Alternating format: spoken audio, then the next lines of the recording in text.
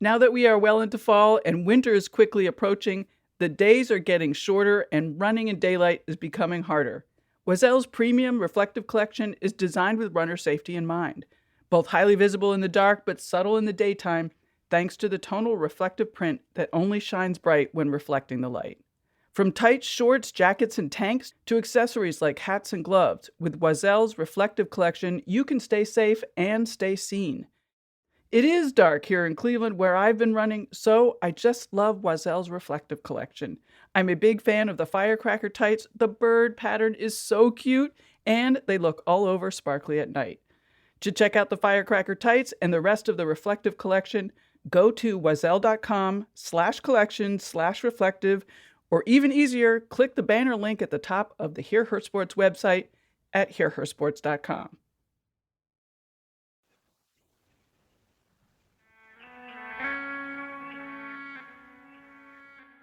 Hello, and welcome to Hear Her Sports. I am your host and producer, Elizabeth Emery, back with another terrific conversation about women in sport. But before we get to it, I'd like to tell you about another podcast about female athletes. On the Rise is the first podcast devoted to women's college tennis. On the Rise is a Tennis Channel podcast featuring compelling stories and unique voices in women's college tennis. Each episode highlights a college player as she reflects on her career on and off the tennis court. On the Rise is more than tennis. It is the next generation of women in sports. You can find the podcast on Spotify and Apple Podcasts. What I like about On the Rise is how the athletes and the host are young and energetic.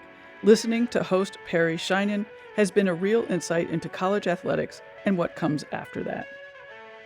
And now, on to our episode. I met today's guest, Tory Mather, through a listener and patron who mentioned that a rowing friend of hers had some interesting stories about being a lightweight rower. She wasn't kidding. Tory opens up the discussion about this weight class sport. I'm super interested in knowing more about how the lightweight category got started, so send me a note if you know that. In the episode, Tory talks about trouble she had with her period, her hormones getting wonky, and generally feeling miserable as a result of constantly focusing on keeping her weight down to make weight. She also has an insider's view of high school, college, and elite lightweight rowing, along with ideas for taking care of yourself as a younger athlete.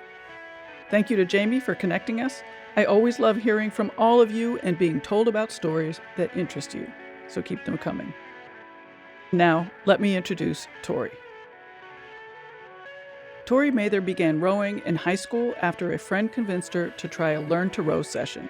She rowed Division I at Marist College, where she was unanimously voted captain her senior year. After college, she moved to Philadelphia to focus on lightweight rowing from 2012 to 2014. During that time, she medaled at the head of the Charles and Club Nationals in the lightweight 4. But after struggling to make weight and dealing with related health issues, she quit. Later, in 2015, she returned to the sport by rowing Masters at Vesper Boat Club. Since then, she has been a 14-time Masters national champion, and she and her doubles partner, Shannon Kaplan, have never lost a race. She coached Masters women at Newport Aquatic Center in California for 3 years and is currently rowing out of the Three Rivers Rowing Association in Pittsburgh, Pennsylvania. Well, welcome, Tory. Thank you. Thank you so much for being here. Yeah, thank you for having me. I'd like just to start out with a discussion of what lightweight rowing is so that we can, put us all on the same page and we know what we're actually talking about. Sure. So lightweight rowing is a category of rowing where the athletes have to meet a certain weight standard. I'm not 100% familiar with the men's weight standard, but for women, for international competition, an athlete can be 59 kilograms maximum, which is about 130 pounds. And for team boats, so that's any boat that has more than one person in it, so a double, which would have two, or a quad, which would have four, the entire crew has to be averaged at 57 kilograms. That's about 125.6 pounds. And that means that the heaviest person in the boat could be the 59 kilogram max, can't be over, but then that means someone else has to be under the 57 kilogram average. And so that that practice is basically called taking weight, where you have someone who is, quote unquote heavier, aka closer to max, and then you have someone who is under average and they kind of average each other out. Well, my first reaction was like, holy crap, that's really light. Yeah. Yep. Do you know how lightweight rowing started? Because I have a fantasy that it was, people seeing all of the elite rowers being, 6 foot tall and, oh boy, wouldn't it be great for shorter people to do it? And so they created this lightweight rowing category. And then it got sort of bastardized. Yeah, I honestly don't know, but knowing rowers, that probably sounds correct, to be honest. Yeah, because I mean, I love the idea of a shorter rowing class. Yeah, because I think people look at rowers, and I mean, I certainly looked at the people who were on the open weight national team. I was like, well, okay, I'm never going to be 6'2", and I would love to do this. Like, how do I make that work? And so that's where lightweight rowing comes into play. Right. So how tall are you? I am 5'7". Okay. And Yeah. are lightweight rowers smaller, shorter? Yes. I think that it's definitely very rare to have someone who's like 6 feet and 125 pounds. I think that the US crew for the Olympics was maybe one was 5'7" and one was 5'6", something like that. So everyone is definitely shorter and smaller than some of the open weight athletes. It still sounds very light to me. I mean, I tend to be I'm dense. I've had those MRI tests where they test how dense you are, and I'm very dense, but 130 would not be possible for me. And I'm Yeah, 5'4". and I think that there are a lot of people where, and I mean myself included, like it was a stretch, but that was kind of the only option for me, like wanting to continue rowing after college. There's not really many options other than, growing 6 inches, which is just not going to happen for most of us. Right. So that's kind of how I fell into lightweight rowing is, I wanted to do it after college, and I knew that the only way to have any sort of shot was to row as a lightweight. And so being kind of dumb and 22, I was like, yeah, this is a great idea. uh, which, was good and was also not good for certain reasons. So I sort of jumped the gun. So let's first go back. And you rowed in college. Tell me about yes. that. And you did not row as a lightweight rower in college. Yes, that's correct. So I rowed at Marist College in Poughkeepsie, New York. It's a Division 1 team, but we did not have a lightweight team. And so while I was in college, I was kind of like, oh man, like I'm on the smaller side. I kind of wish we had a lightweight team. But, at that point I was at school. I wasn't going to transfer. I picked the school for my major. I didn't pick it. I kind of picked it for rowing, but I think like the school part was way more important to me. So I rode, and we were kind of a smaller team. Like we were Division 1, but we weren't, a Clemson or an Ohio State. We had people who were my size.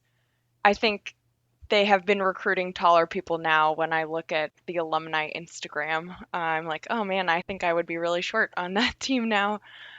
But one of the things that happens in selection for certain teams is coaches will weight adjust erg scores. So the erg is a tool that is used to determine power, basically. So there are some standard tests that everyone who's a rower does on the erg, a 2K, a 6K, a 5K, a 10K.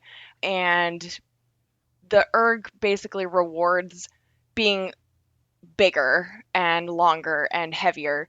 So some coaches will do something called a weight adjustment, but my college coach never did that. And so I kind of went through college rowing with a little bit of a chip on my shoulder, being like, I'm, pulling the same scores as some of these girls who are 40, 50, 60 pounds heavier than me, and they're getting boated and I'm not. And I think that experience, having potentially not the best collegiate rowing experience, made me want to row after college in Philadelphia.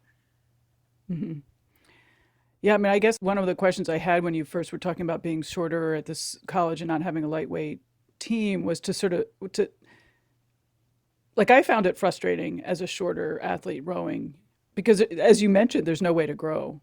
You know, you can Yes. train all you want, but it's not going to happen.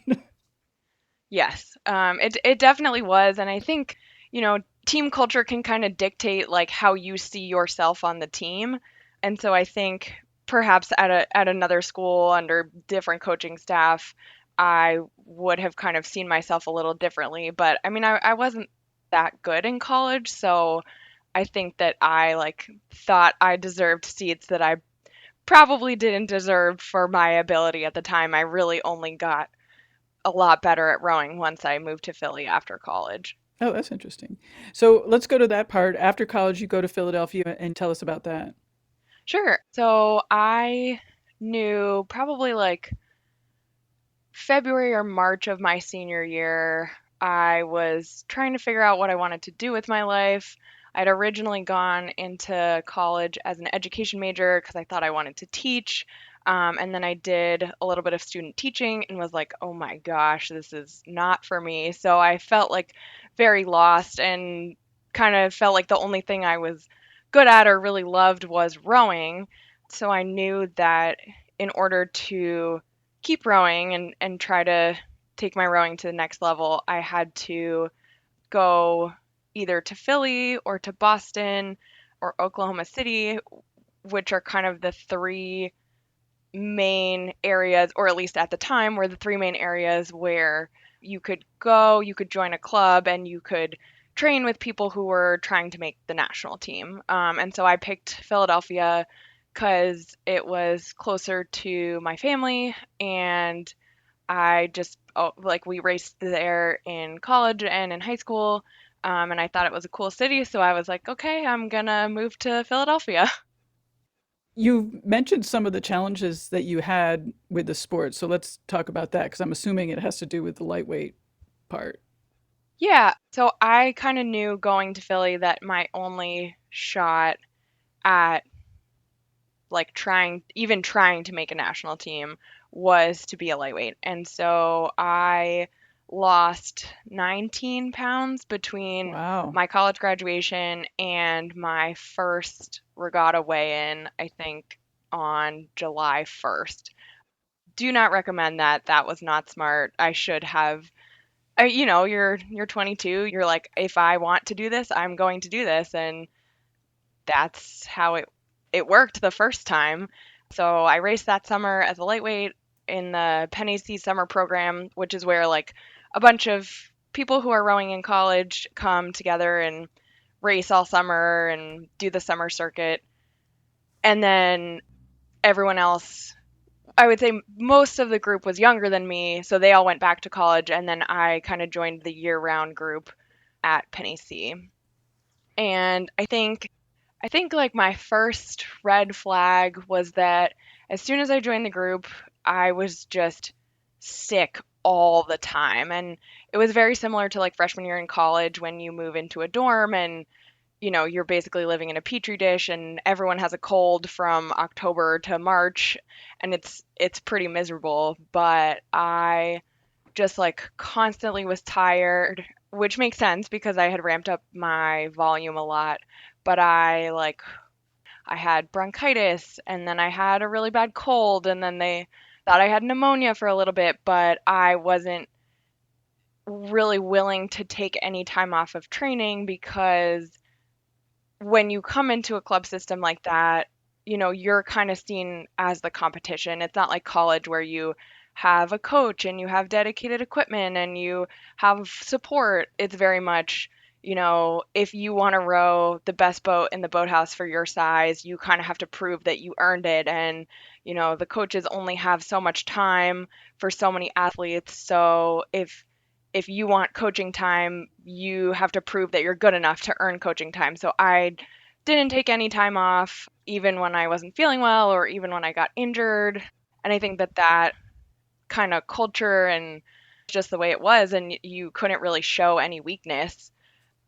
And I don't think that is specific to lightweight rowing, but I think it was exacerbated by the fact that I was trying to maintain a body weight that is really not my natural body weight. Sure. And how much, just to give us some background, how much rowing are you doing at this point? So we basically had 2 a days every day except for I think we had Wednesday afternoons off and Sundays off. So we would do 90 minutes to 2 hours of rowing in the morning and then 90 minutes to 2 hours of rowing in the evening. And it would vary depending on what part of the season we were in.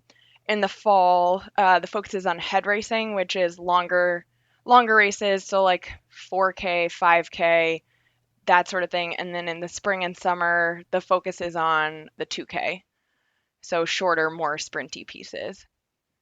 Are the people that you're rowing with, I mean, did you consider it a team or is just sort of part of the, I'm a little confused about how that system works and if you consider yourself a team and, are you switching out boats or do you have a specific partner? And then are you traveling together for the same race? Like, how does that all work? Yeah, think I would consider it a team. And I think that, a lot of my very good friends, I met them while I was doing this.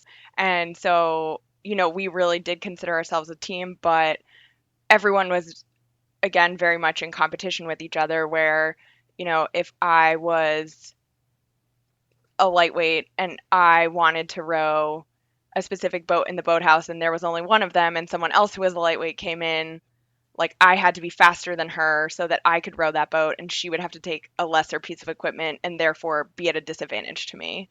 So it's definitely a team. We traveled to races together, we trained together. That also was potentially part of the problem because I was one of a very few women at the club that I was at the time. And so I was basically on a training plan that was meant for heavyweight men, which Wow. was not good. And I think being 22, not really, I didn't know anything about training cycles or like how your hormones and cycles impact when you're recovered and when you're not recovered. I didn't know any of that. And if I went into that knowing what I know now, I would have definitely made some different decisions. Sure. I bet your coaches didn't know all that. Yeah, and I think that that is part of the problem that I see in lightweight rowing is that there are a lot of coaches who just, they're not educated on the female body and nutrition. I don't think there's anything wrong with male coaches, but I think if you as an athlete are dependent on a male coach and you don't feel comfortable going to them saying, "Hey, I lost my period, like can I talk to a doctor or can I take an extra rest day?" Or basically just working together to figure out why that happened and how to fix it, that's really not going to be successful and could have long-term implications for your body. So my first season was summer and fall in Philadelphia, and then my first full year rowing lightweight was in 2013. And I was having an issue where every time we would taper, I would get an additional period. And so in 2013, I think I had 23 periods. And obviously, like, that sucks for any reason, but it was especially challenging when trying to make weight because you'd have to race on a Thursday, and on the Saturday before, I'd be 129 pounds, like perfectly good to go. And then on Wednesday, the day before the race, I'd get my period and be 134 pounds. And I never wanted to not race. So I would sweat out 4 pounds, 3 pounds, like enough that it was not smart, I would say. And so the first couple times it happened, I was like, okay, this is weird. Like, maybe I'm not doing something right. Maybe I need to be even lighter going into this. And then by the time it happened, like the sixth time, I finally felt like I needed to ask for help to figure out what was going on and how, because obviously, like, if I'm in a team boat, I can't be depended on to be a certain weight if all of a sudden I'm 4 pounds heavier than I was 3 days ago. That was ultimately what led me to the decision to stop rowing at that level because I am someone who is like very team oriented and when I commit to something I'm fully in and it just like it was not working for my body and I couldn't be dependent on and for me that wasn't going to work. Did you find help somewhere? So I started the process of talking to a doctor in Boston who was very involved with rowers. I think she was a rower herself, but I started working with her I think like 2 months before I ended up just throwing in the towel and being like, "You know what? This isn't worth it. I'm going to go and live my life and be 24 and go to happy hour and go to brunch and go out with my coworkers." And so I ended up kind of not really working with her very closely at all. But I think that had I chose to continue rowing, like that would have been the correct path to go down. But I should have started working with her way earlier. And you're rowing now again. Yes, so I'm rowing masters now, which is it's significantly less competitive and stressful than what I was doing before. It does have lightweight, and so I have been asked by people on my team if I am interested in, you know, being a lightweight or being in a lightweight boat, and I have turned it down every time. I think that even though my body has kind of, as an adult at this point in my life, is actually way closer than I ever was to lightweight when I was actually training to be a lightweight, I just don't want, like, I think the flashbacks are just like a little too great at this point. I would consider it potentially. I just came back from a race this weekend where I considered it for like 5 minutes and then decided not to race lightweight. If you had a do-over for your that period in Philadelphia, can you imagine a way that it would have worked? Yeah, so I think I would have just tried to have a better support team. I think I would have really researched like the type of coach that I wanted to have and the type of training plan, and whether it was specific for lightweight women. I think I would have tried to work with a nutritionist, specifically a sport specific nutritionist. I know a lot of health insurances actually cover nutrition sessions. I learned that like as an adult working in benefits and was like, "Oh, that would have been good to know that that was free when I was making $28,000 a year and trying to row 50 hours a week." I think I also would have done a lot more research on like the female body basically and how like what warning signs to look for with like a high volume of sport. When I stopped rowing, I actually lost the ability to sweat for like a year. Wow. I think because I had been trying to sweat out weight for races on a regular basis. And so my body just, I had a really hard time regulating body temperature. And so, like, lost the ability to sweat to cool myself down, and then was also like very cold all the time. And apparently, like, having done research now, that's actually pretty normal. Like when you lose a lot of weight or try to lose weight unhealthily. And so I think like knowing some of those things now, I would kind of know what to look for, try to be a little more, just try to be a little smarter about everything. And I think that's kind of the advice that I would give anyone who maybe is in high school and wants to try lightweight rowing in college, or maybe is in college and wants to try lightweight rowing after college, is just like make sure that someone who has been through it before is the one giving you advice. Not someone who is an open weight man who, might have been great at rowing, but doesn't know what your body is going through. I'm still stuck on the 130 pounds and just thinking that, I mean, I know that I can't get down there because when I was racing professionally in cycling, my lowest weight was 132, and that was when I got myself into some trouble. So I know that I Hmm. can't get down there. So it's just hard for me to imagine that a female endurance athlete could get to 130 in a healthy way.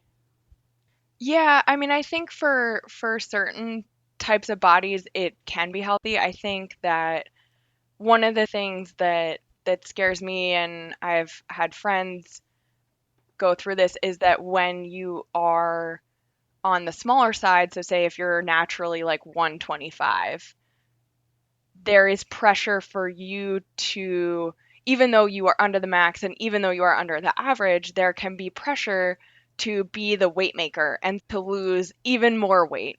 Like, even if you're perfectly happy and healthy at 125, if the coach wants someone to be in the boat who needs to be right at 130 pounds, that's 4.4 pounds that you have to be then under average Right. if it's a double, or potentially even more if it's a quad. And so I actually had a friend go through something like that when she was on the national team, where the coach basically was like, I am not going to deal with your weights. Like, you guys need to figure that out amongst yourselves, which I think is honestly just unprofessional and negligent, because that leads to a situation, which is what happened, where she was on the smaller side and she basically got bullied into losing all of this weight for these girls who are on the team who are a little more experienced than her, which I think is just, and it would be one thing, if the coach had made the decision and they talked to a nutritionist and that's what everyone figured out was best for everyone. But to have it come from another athlete who was a little bit older and had, been around a little bit longer, who was basically just like, I'm going to be at max, so you have to be whatever, 114 pounds or something crazy. That's just negligent of the coach. And it was such a bad experience for her that she ended up leaving the sport completely, which is sad because she was very talented and a great person, and she was like, I never want to go through this again. And I don't think that that's uncommon. I had another girl come up to me in probably 2015 or 2016 at a big regatta, and it's called Head of the Charles. Everyone, like every rower goes. It's like a rower reunion, and everyone goes to this one bar. And I actually had this girl come up to me in the bathroom and say, like, ask me how I was so happy. And this was when I was not rowing. I had just gone to the regatta to hang out and see everyone. And I was kind of like, what do you mean? Like, I'm so happy. I don't know what you're talking about. And she was like, how did you leave the sport and be so happy? Like, I'm miserable. I eat food and I immediately make myself throw up. Like, I'm being bullied by this coach to be at this certain weight, and I can't do it, and I cry every day. And it's one of those things, you're girls, Wow. you're in a bathroom and you're drunk. And I don't even know if she to this day remembers the conversation, but I just remember coming out of that thinking like, oh my gosh, like, I hope she hears herself and hears what she's doing, and takes a step back, or finds help, or finds a new coach or something, just to not have her go through that. Wow, that's a tough story to hear. Yeah. And I we're acquaintances, like, I hope she's doing well, but I don't know. I and that's one of those things where, obviously sport is great and sport can be super empowering, but something like that can be damaging for a long time. I know that, the powers that be in rowing are thinking about getting rid of lightweight rowing. And I think people assume that myself and my husband, who was also a lightweight, and was actually on the national team, would be like, oh my gosh, no, lightweight rowing is the best. Like, why would you ever get rid of it? We had such a great experience. And I think we're kind of both on the same page where, like, yeah, we had opportunities we would not have had if the only option was open weight rowing. But at the same time, like, we've seen so many people go through so many things like that, that maybe it is the right call. See, I think people should listen to me and have the short person class. And Top so out at that's 5'7". Yeah, that's funny because that's actually something that we were talking about at the races I was at the past couple of weekends is with my teammates who are high school coaches, like should there be a height requirement or something? But I think about one of my friends volunteered for the Stowsbury Cup Regatta this year, and that's a huge high school race in Philly. It's kind of like the end of a lot of the high school seasons, and she was placed at the weigh-in tent, which must have been extremely stressful, or I would not have liked that. And so she was saying that, this boat of 8 girls, they all come up and do their weigh-ins, and one girl doesn't make weight. And it must have been sometime, it depends on the regatta. Sometimes you only get one attempt to make weight. Sometimes you get two, and it's within a certain time window. It really just depends. And I guess it was her second attempt, so that meant the boat had to scratch and they couldn't race. And she said everyone was crying. And she said it solidified in her mind that at the very least, lightweight rowing should not exist at the high school level. Yeah. And I can't imagine, like, I think of myself at 16 or 17, and if I had been the person to not make weight, I would have been devastated. And I think if I had been someone in the boat whose boat had to scratch because the person didn't make weight, like, I don't imagine I would have been very empathetic towards the person who couldn't make weight, and that just really worries me for, is that girl going to be okay in 5 years? Is she going to remember that forever? Does her coach, like, there are coaches that would probably be so mean about that, and is a high school coach really equipped to have a conversation about, like, hey, you're 16, your body is changing, it's okay, like, it is what it is, let's move on? Or are they going to be pissed that they had to scratch a boat? I don't know. I Yeah, I mean, that girl could have grown 3 inches in the last week or something because Yeah, she's in high school. yeah, and so I know that US rowing is trying to make more rules around lightweight rowing. So I think that there's some rule about how you have to weigh in within a certain number of pounds in the winter so that people don't go crazy and cut for the Mm. spring racing season. I think you have to do it more than once. I'm not super clear on the rules, but I know that they have instituted rules within the last 5 years that didn't exist before. And then for high school rowing, there isn't any averaging. It's at least for women. I think it's 130 pounds still. It might be 125, but I know that there's no averaging. So I think that is also good. So I think, like, U.S. rowing and the powers that be are taking a look at that and seeing, if done the wrong way, this could be very damaging. Like, let's try to, if we're going to keep it, let's try to make it as positive an experience as possible for the people who are actually naturally at this weight, and not try to get someone to lose 25 pounds just to be in this boat. I think the reason I'm having trouble with lightweight rowing and our whole discussion is making it clearer is just that it seems like it's set up for failure. I mean, there's going to be times when it's successful and it has been successful, but there's just so many times when it goes just so terribly wrong. Yeah, and I think if you talk to someone who was better at making weight, for lack of a better term, their experience might be totally different. And, Sure. they would tell you that their nutrition was dialed in. And I will say, like, the lightweight women's double race at the Olympics was by far the best rowing race of the entire Olympics. Like, from gold medal to fifth place was 1 second spread, which is crazy. Like, only in, like, the 100-meter sprint, I feel like you see something like that.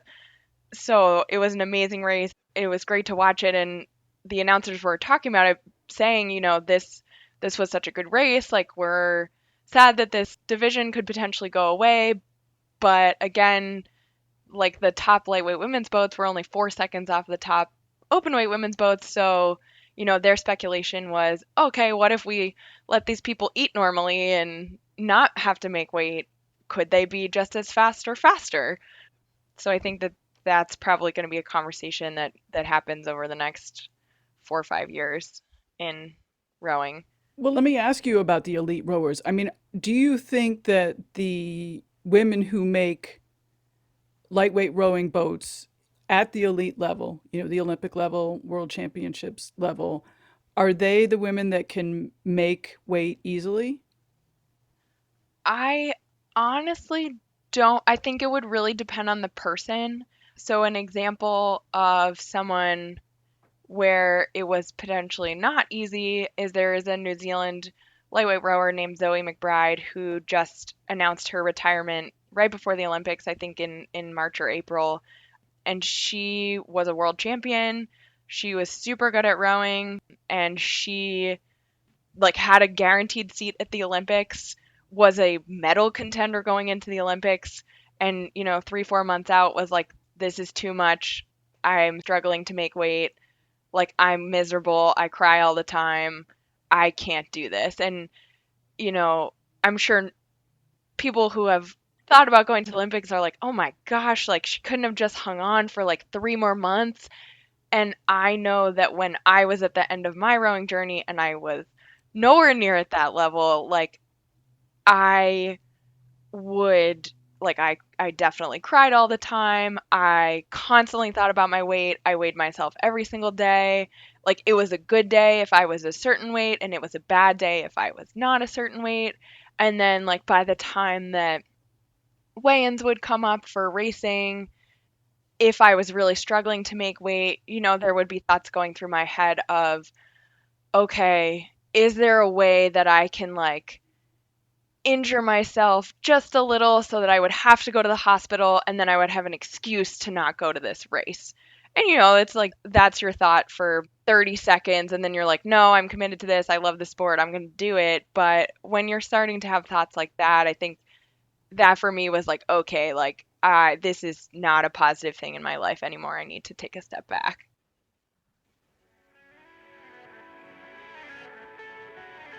Remember to sign up for the Hear Her Sports newsletter from our website at hearhersports.com. Every other week, I share a few thoughts about the previous episode, ideas that stick with me after talking with a guest, or have me wanting to continue the conversation. It's a great way to stay connected and find out more about what's happening in the world of women in sport. One of the reasons I wanted to talk to you was because my last episode before the break was with Afri Keogh, who is on the Irish team. And she mentioned, or we talked about the nutritionist that's part of Team Ireland. One of her teams that she works with is the rowing team. I just was surprised the level that this nutritionist was involved with the team. And I asked her about that. And she said, "Oh, I think all federations have someone like that." And that's certainly not my experience. So I was curious, if you listened to that, what you had thought or what you had thought about what I just said. Yeah, I would bet that there's a nutritionist for the Olympic teams, but I think part of what's hard about rowing is that it's not like in the US, unlike in other countries, and I don't know the specifics of Ireland, but I know like the UK, it's very much funded, and there are certain boat classes that are funded, and there's a camp and the athletes live in the area where the camp is and you get an invite to camp, and then there's a selection, and that's kind of how you like make the team or don't make the team. But for something like the lightweight double for men or women, it comes out of the club system, which is and there has been camps, but they're not kind of sponsored as far as I know at least, and this is my experience when I was doing it. They're not really funded or sponsored. You kind of have to like get yourself there yourself and pay for your own housing, and so I would imagine in that scenario those athletes do not have access to a nutritionist. Oh, that's interesting. Yeah. But I mean, I don't know for sure. So at least in my experience, like rowing at the club level and not being at that next level of being on the national team, like I definitely did not have access to something like that. Right, right. Well, thank you. Is there anything that we didn't get to that maybe I should have asked? I think the only thing that I would like to reiterate is that if you have listeners who do want to row lightweight and are interested in it, just making sure that they have the correct team behind them and, research the coach and make sure they have access to a nutritionist and probably a therapist as well, honestly. Highly recommend therapy for athletes and non-athletes. I think that just being able to talk through certain things would have helped me a lot more when I was going through some of this and maybe would have made me realize a little bit sooner some of the crazy things that I was putting my body through for the sake of a sport that I loved and still love, but was just not enjoying for a while. I think it's interesting that you talk about the team because I think about that a lot. And, looking back, yeah, I wish I had had a better team behind me. Mhm. But I think it's hard at that moment to have the perspective to be like, oh, I really need a good team, especially when you're so young. Did you know people who had good teams? And how do you think that they managed to sort of collect those people? I honestly don't think that I did. That's a really good question. But I think part of sport, and at least I've seen it in rowing, I don't know if it's the same in cycling, is this like attitude that, okay, I'm tough, I'm gritty, I'm gonna get through this by myself, and that's just not realistic or smart. Like I think that when you're young, you're just trying to do the best you can and you don't want to ask for help because you could potentially see it as a weakness. So I completely agree with that statement. I think even just having somebody to offer some perspective, both perspective of age, but also perspective of not actually being in the thick of things when you're trying to make a high level team is incredibly valuable. Yeah, absolutely. When I stepped away from rowing at that level, I think part of it was because I started a new job that I really liked. And so I finally kind of had something else in my life that I could put my time and energy towards. And I started dating the person who is now my husband. And so, like, kind of having that all at the same time made it very easy for me to step away. And, people they don't always have the right team. And they also don't really think about an exit plan, which I think is very important in taking all your energy and time that was going into your sport. And whether your exit plan is planned where it's like, okay, I'm going to retire at the end of this season or I'm going to retire at the end of this race, or if it's an unplanned exit where you're injured or you're, something like me where I was just so burnt out and so depressed. I think without that exit plan, I would have had regrets and potentially gone back and tried to do it again. And I know that that would not have been the right choice for me. Given what you just said, how do you fit rowing into your life now and sort of what role does it take and how do you manage not to get to that same point of obsession? Yeah, so I think my husband will tell you that I am definitely still obsessed with rowing. So I basically use it as my social life. The reason I got back into rowing after taking time off was I met a friend at a party and she was like, "Hey, we have this quad that we row. We're looking for another person and we drink mimosas after practice." And so I was like, "Okay, I can go to the boathouse once a week and row a quad with these people who seem fun and then drink mimosas." And then 3 months later, I was rowing 3, 4 days a week again. And then I was like, okay, and I'm going to sign up for these races. And I got back into it very quickly because I think, like, one, I love the sport, but two, it also has become my social life.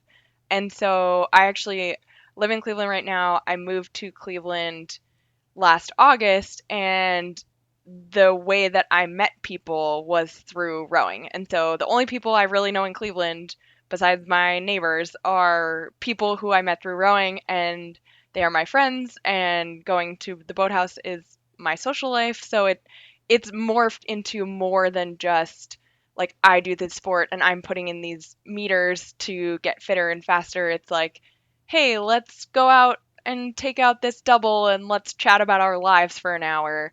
Kind of like going for coffee, except that you're like working out. So I think rowing is definitely in my life to stay.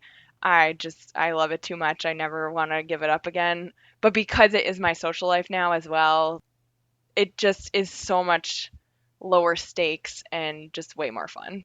Cool. Well, thanks. This has been really terrific. I really appreciate you spending the time. Oh, of course. Thank you for inviting me. This was a great conversation, and I hope that I provided your listeners with some insight into what it's like to be a rower. Yeah. Thanks. Bye. All right. Bye.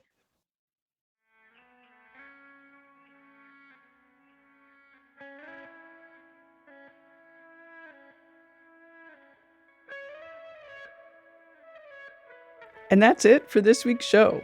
Thank you so much for listening again if you are a regular listener, and for checking us out if you are new to the podcast. I'm so glad you found us. For all of you, if you liked what you heard, please share with your friends and colleagues. I'd love it if you told pretty much everyone you know. My guests and I are working hard to spread the word about the importance of women in sports. You can keep the stories alive by telling someone about them. We always have great shows coming up, so make sure to subscribe for free to Hear Her Sports on your favorite podcast player so you don't miss a thing. Until next time, bye-bye.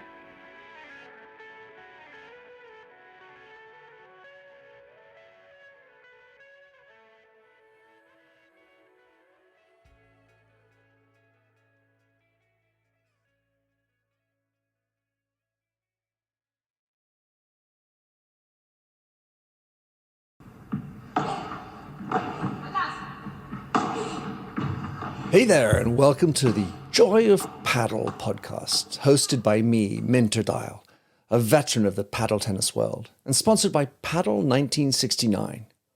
Whether you're a paddle tennis aficionado, just beginning, or have never even heard of paddle, or padel, as it's called in North America, this is an exhilarating new show that delves into the captivating stories of notable paddle personalities worldwide.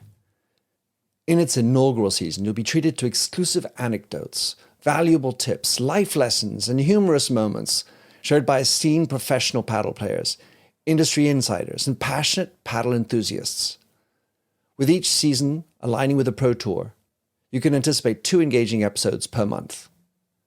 The Joy of Paddle podcast is part of the Evergreen Podcast Network, where you can find other great shows in a number of categories, such as sports, health and wellness, true crime, and fiction.